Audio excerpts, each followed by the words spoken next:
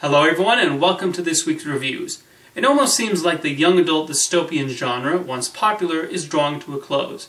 And now we have one final remnant from that period with the concluding chapter in the Maze Runner trilogy. Can Thomas succeed in reversing the zombie virus that trapped him in that maze to begin with? This is Maze Runner: The Death Cure.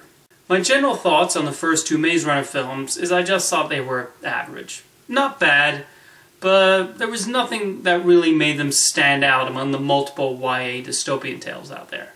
The first one was oddly illogical, while the second one just turns into a straight-up zombie movie, albeit with the same forgettable characters.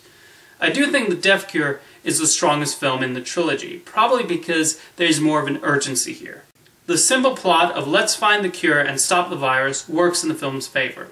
Director Westball crafts some solid action sequences, with one using a bus that's particularly inventive. I would have liked a little less shaky cam though. The Oni running down a hallway, you don't need to move the camera like that. I also like that Newt gets more of a focus here. Where The Death Cure falters a little bit is I don't think Thomas is that interesting of a character. He's the typical YA hero who we know is the chosen one, only because we're told he is. And I could do without cutesy names like the Flare and the Crank. They're zombies. Just call them zombies. There's also a reveal midway through that I thought was really silly and took away any potential stakes that might exist here. And while I appreciate they did not split the final book into two parts, The Death Cure is still far too long and my patience was wearing a little thin at around the 2-hour mark. Overall, as somebody who is indifferent to the first two, I found a little more to enjoy here, even if I won't remember this movie in a few days. But if you're a fan of the first two Maze Runner movies, you'll probably enjoy this one. Next up is an Oscar nominee for Best Foreign Language Film, about how a few words can soon snowball out of control. This is The Insult.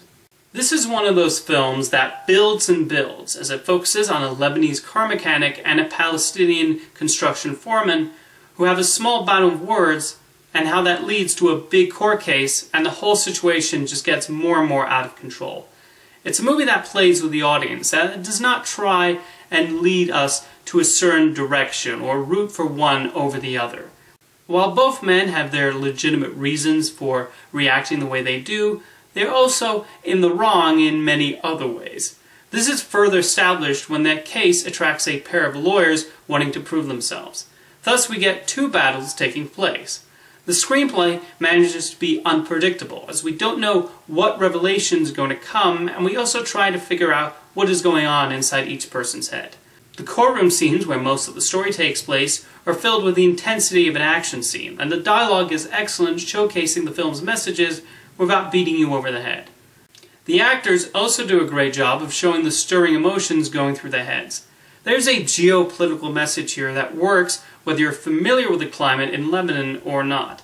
I don't want to go into further details. I think this is a film worth being surprised by. It's definitely worthy of sitting among the best foreign language film nominees, and congratulations to the filmmakers on your achievement.